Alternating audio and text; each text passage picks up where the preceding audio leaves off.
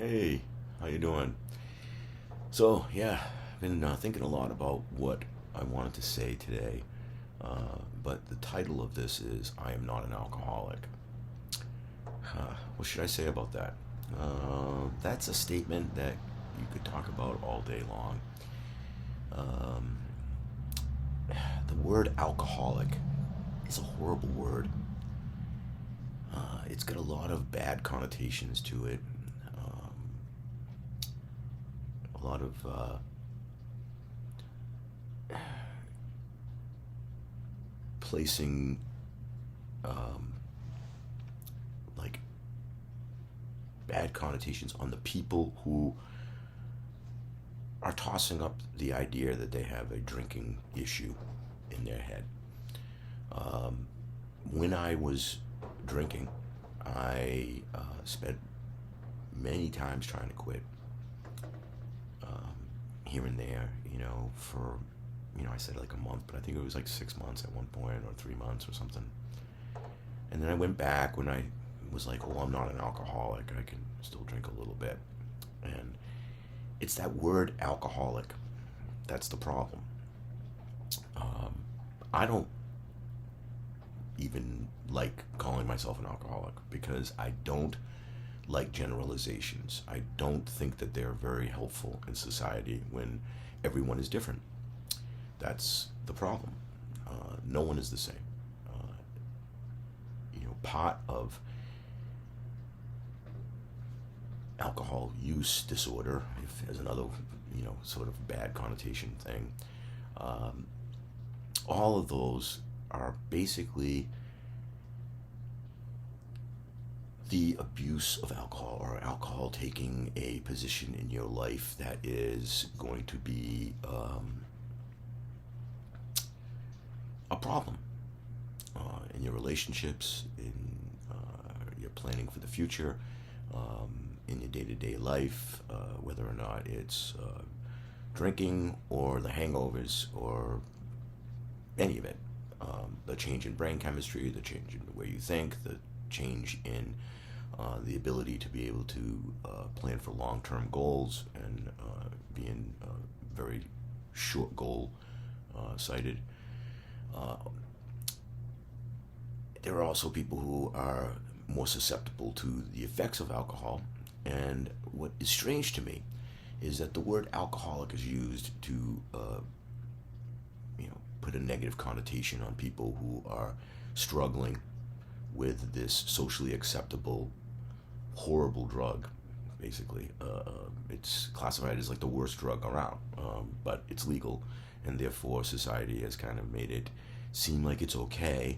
And let's not forget, there's a lot of money in the industry, and that industry is they're making tons of money off of it, so they don't really care. Now the big problem is that I think that I am not an alcoholic is a statement that causes so many people who need to get rid of alcohol in their life and out of their body and become their true selves. It stops so many people from quitting. It stopped me from quitting for quite some time. It wasn't until I was sick and tired of hurting people, not all the time, but when I did, things that I wasn't happy about.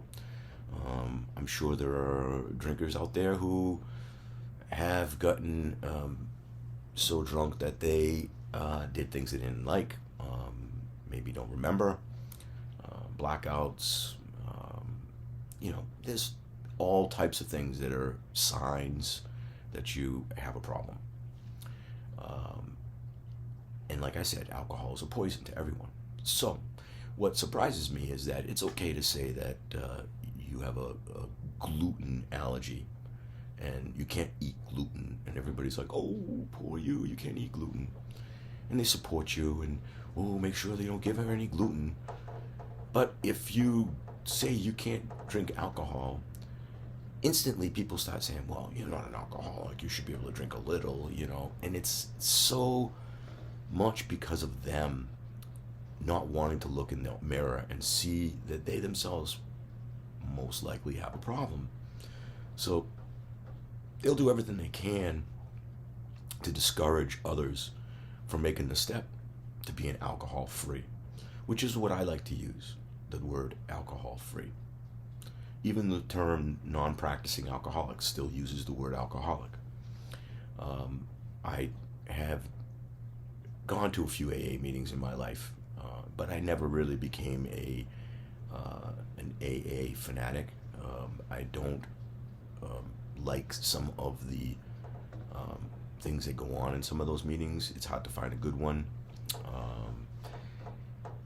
I feel a little depressed when I come out of those meetings because there's a lot of people always talking about how they fell off the wagon, and they don't really talk a lot about success stories like me, where I have 33 years of sobriety, of alcohol free. Now, so I believe that the best way to look at this is that we're talking about a poison that is absolutely a poison to everyone. It is not, there is no one that is not susceptible to the fact that alcohol is a poison and it changes your brain.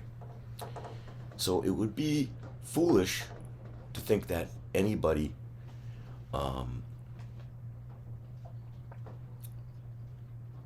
would be okay with drinking and doesn't have the effects of alcohol. That's a fallacy.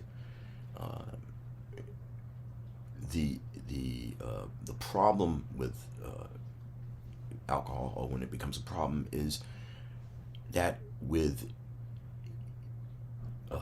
higher use or more frequency of use, the poison starts to take over your brain, and it changes your brain chemistry. It is a known fact. Like I said, Huberman Labs is a great source to find this information. Even some cancers that are like, I found out the other day that breast cancer is the #1 cancer caused by drinking. That is just absolutely amazing. And it just makes me surprised that, over the last, multiple decades, since, like, say, the 50s or whatever, when it wasn't as socially acceptable for women to be drinking a lot, I would say in the older days, things were different. And with the increase in women drinking, it's just amazing to me that there's also been an increase in breast cancer. Now that I learned this piece of information over the last week or two, it doesn't surprise me. It is actually somewhat disturbing if you really think about it. There are a lot of things about this industry that are disturbing. People who are drunk are much easier to control. That's a fact. The Russian Revolution, there was plenty of vodka. Not a lot of food, plenty of vodka. COVID, package stores open, they never closed. Not a problem getting any alcohol during that time. A little strange. Seems strange to me. But people who are drinking are less likely to make us think about anything that's happening to them, as long as they're drunk and happy. And that's what I was when I was drinking, not all the time drunk, but and like I said, functioning alcoholic, extremely highly functioning alcoholic is what they called me, And like, again, I don't like the alcoholic word. So when you quit drinking,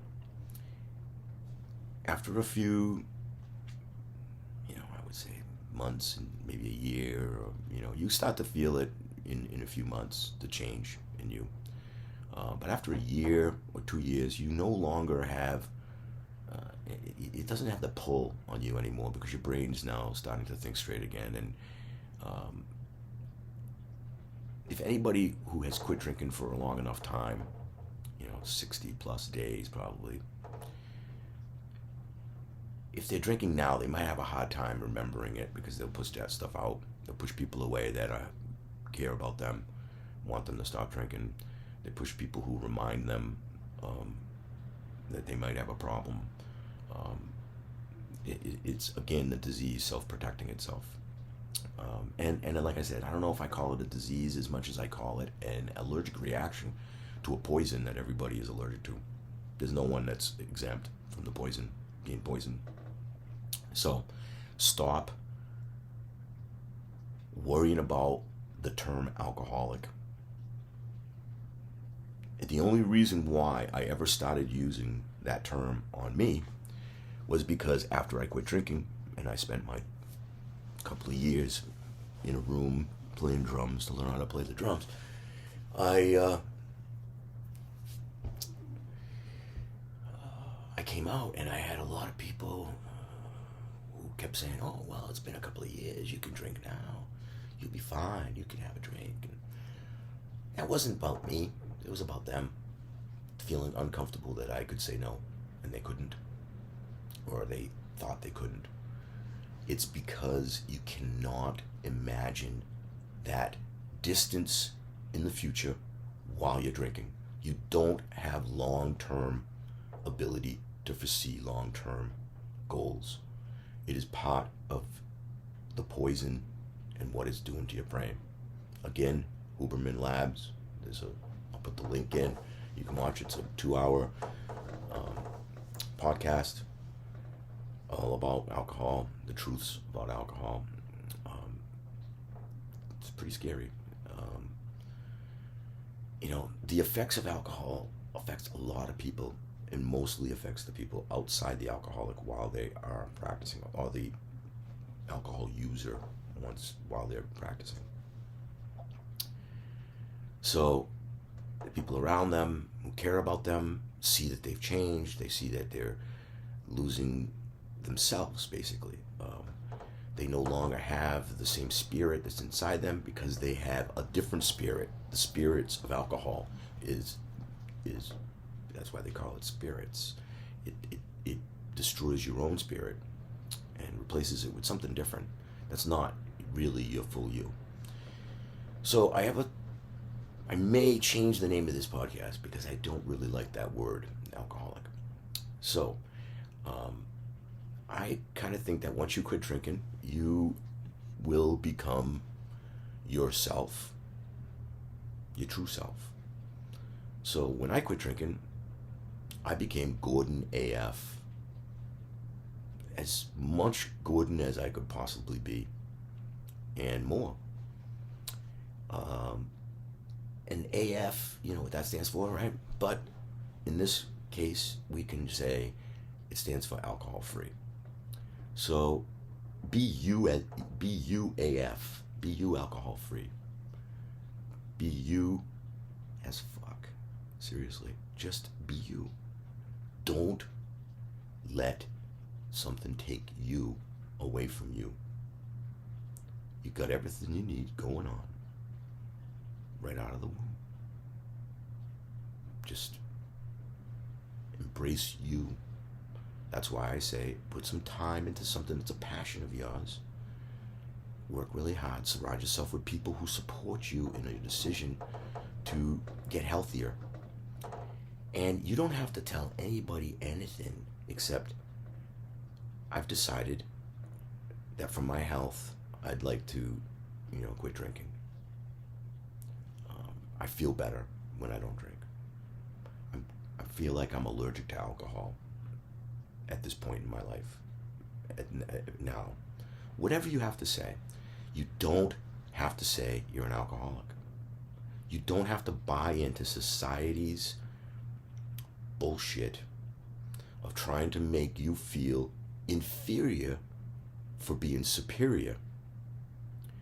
Knowing that you want to be healthy for yourself, your loved ones, and for a long and healthy life is something to be proud of.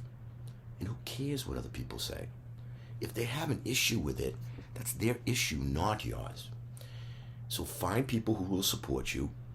And if you have anybody who's giving you some sort of a hard time, or, I'm not alcoholic, or, they don't want that stigma on their family, well, then don't say it. Don't use that term. There are so many cool people nowadays who are not drinking. It's become the cool thing. When I quit 33 years ago, that wasn't the case. 33 years ago, I was an outlier. Everybody was drinking. They thought I was a weirdo for not drinking. Like, why, Gordon? Why would you quit drinking? You're such the party master. You know, I did it for me and for the people I loved. And I did it because I knew that if I kept it up, I was gonna die from it. And I just didn't want to. And that's something you should really think about. Do you want to die all over a bottle? That's really not doing you any good. What do you really get out of it? It doesn't help you to get out of depression. It causes depression. It's only a facade. It's like any other drug. And, you know, once you quit drinking, you need to be very cautious about everything in your life, because addiction and addictive personality traits run rampant across the board. I myself, I really like sugar, right? You know, I like sweets. Part of the thing with somebody who, you know, used, abused, and now is alcohol free, now is AF. Sugar is something that you crave a lot. But, you know, it's okay if I have sugar here and there. But if I start like plowing it down and just, you know, it becomes an addiction. I need to keep and monitor it. Lots of things can be addictive. Lots of things. Things you consume, things that make you happy. Just keep yourself in check. Keep yourself in check. And, you know, I have some sad stories of people that I have been very close with who I've seen die. And I've seen go downhill, lose their footing, fall back into it. It's so sad. So hard for me to watch from the outside of the bottle. It brings me back where I think of what I did to other people, which is why I started this. Because how I am sometimes treated when I'm trying to help people is the same way I treated people when I was drunk, when I was drinking. The effect on them wasn't of concern for me. What was concern for me was my self-motivation to drink and to have a drink and be able to get that drink. When's the next drink? When do I get to go out? You know, that's the short-sighted part of it. That's the short-term goals. It's all about what's next.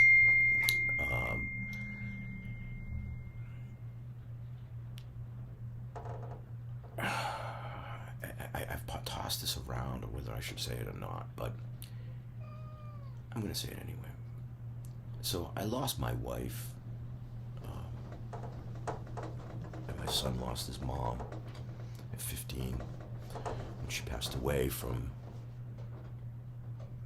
alcohol complications. She pushed me away. The more I tried to help, the more she pushed me away. The more she drank, the more she pushed me away, and everybody else that tried to help her.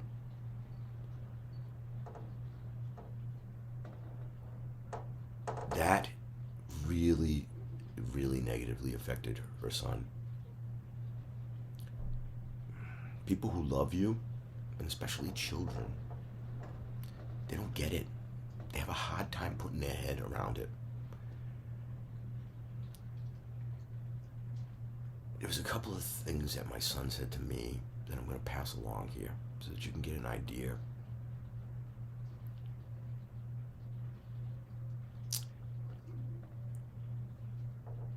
My son one time said, "I'm kind of sick and tired of Mom disappointing me." And when, you know, I had to separate from her because it was getting bad, he also one time said, it's so nice. There's so much peace and quiet here now that mom's not here. How sad is that? It was the alcohol that she was using that was changing her. She was a sweet, wonderful woman, a great soul. But she was so different when she drank. It changes people. It really does. And the people who are in it don't see the change because the alcohol changes their brain so they cannot. They will pull themselves closer to people who support their drinking and support their lifestyle of making a choice to be friends with a bottle instead of real people who care. Those people that they surround themselves with are not their friends. They're using them. They are using them because they are not their full self. They see them as an easy target for some sort of use to them. If they weren't using you, they would care about you and tell you that they were concerned and worried about you and wanted you to help you and would love to see you put that bottle down and realize that's not your friend. It's actually the opposite of that. And if you're saying things like that and you're pushing away people who care, and your family is feeling disconnected from you at times, complaining about your actions and how you're not available, because you aren't. The real you's missing. And that's why I say that I am now Gordon AF. Because once you quit drinking, you become your real you. It's a little bit of a process, but the true you comes back. Things become brighter. The future looks bright. You can see it. You can plan it. You can embrace it. Your mind gets clearer. And this is very a sad story all around for a lot of people who are involved, especially children. I just, the thought in a child's mind is like, why would my parent pick a bottle over me? Imagine that for a second. Even if you're still drinking and you have children, imagine that for just 1 second. If you're picking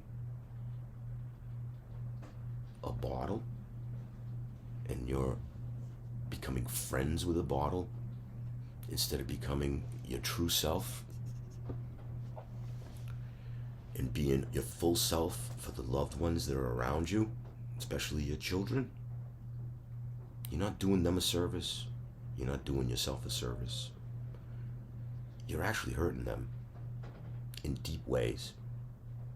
It's hard for them to understand. It's hard for adults to understand, never mind children. It's a horrible place to be on the outside of the bottle, looking in, screaming for somebody on the inside of the bottle to hear you.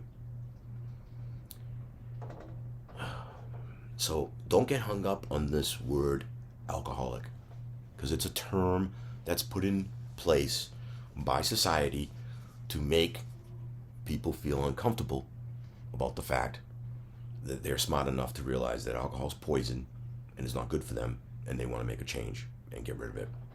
And so they're labeled and they're thought of as sub-quality because they can't drink. That makes them sub-quality? No, that makes their body much more attuned to the fact that it's a poison.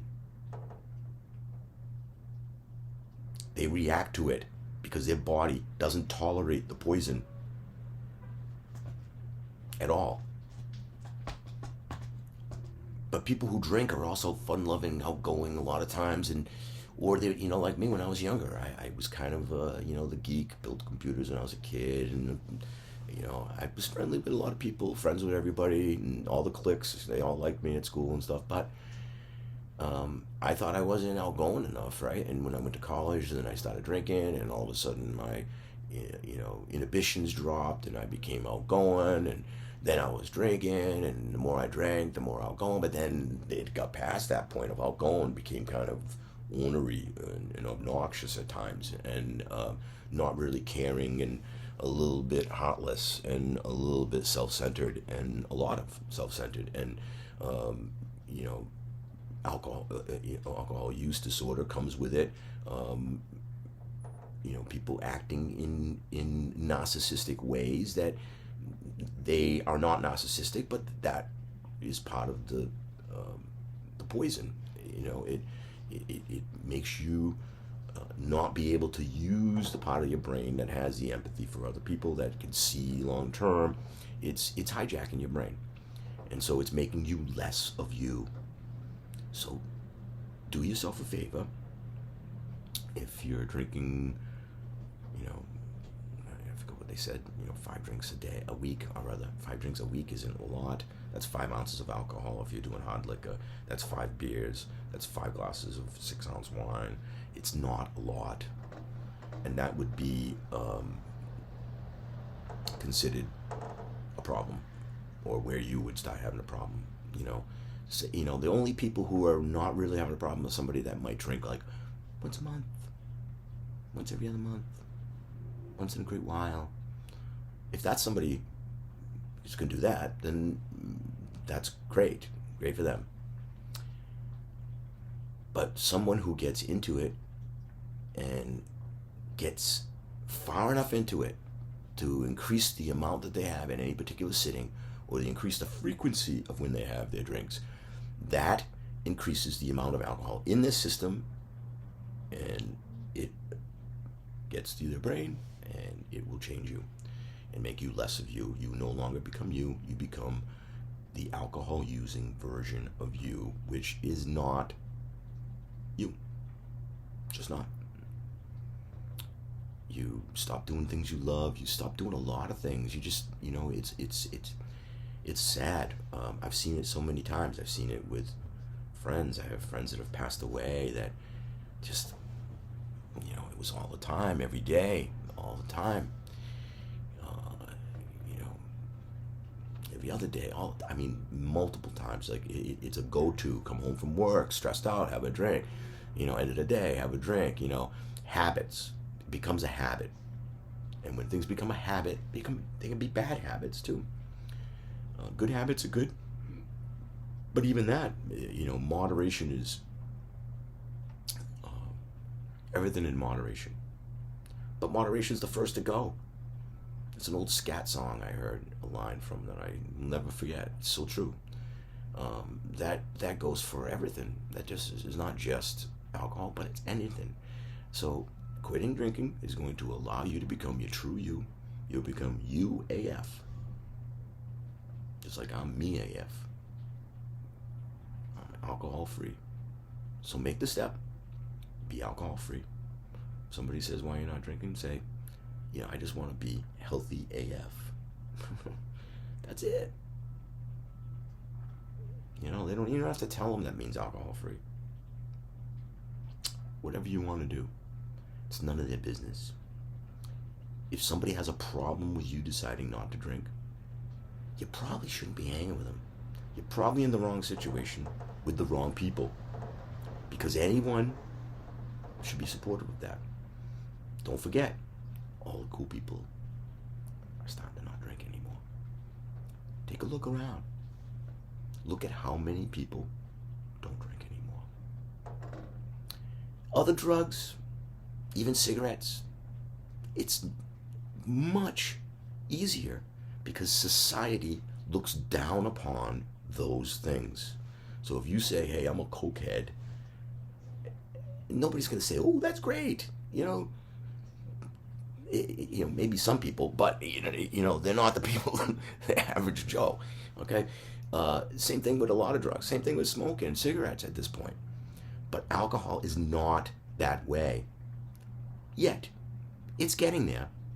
And the more we talk, and the more we make this public, and the more people like me become non-anonymous AF,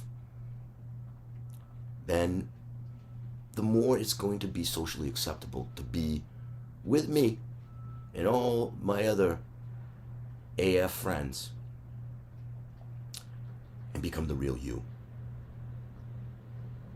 Do Do the things you dreamed about before you got hijacked. Be you, the full you. Embrace you. Embrace an AF life, an alcohol-free life. And make the changes to keep you safe and your decision implemented for you, for your health, for your loved ones, for your family, for everyone that knows you, but especially for you. Because you know something? You're special, just the way you are. You may not think that right now, but that's because your brain's hijacked. Anybody who's quit for a while can tell you that things do get better very quickly. And you can heal. Your body can heal as long as it hasn't gone too far. So you make your stop today. Make your change today. If anybody wants any help, any support, any questions, or anything like that, feel free to, put a comment down in this video, and